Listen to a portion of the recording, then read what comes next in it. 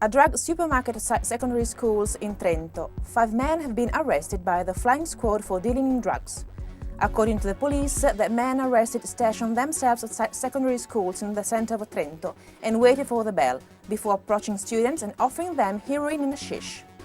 The drugs trafficking apparently started a month ago and had not escaped the attention of police officers in the city.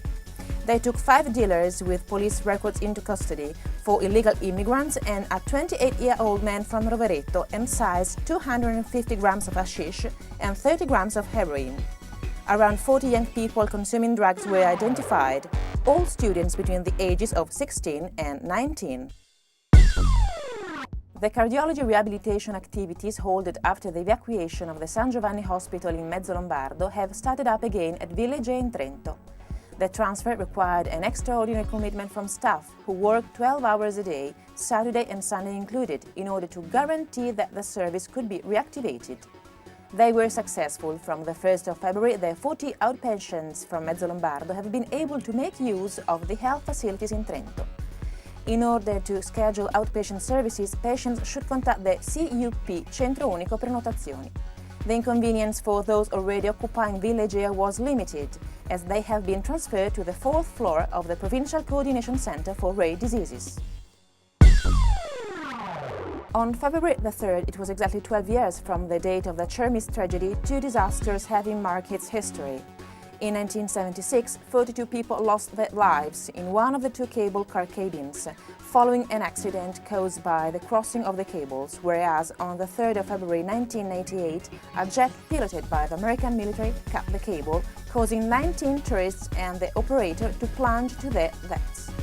Some days later, President Clinton apologized for the incident and promised compensation, $40 million, also to rebuild the cableway. The province of Trento made an advance payment of €50,000 to each victim. This was reimbursed by the Italian state, which awarded €4 billion to each casualty. 75% of this was returned to Italy by the USA. After 4 months in the trenches, Dante Alighieri's monument, surrounded by sandbags for Lara Favaretto's artistic installation to mark the 20th anniversary of the Civic Gallery, will be freed in Piazza Dante, Trento. The digger trucks have already begun to dismantle the walk, which stimulated much debate, starting from the €160,000 spent to realize it.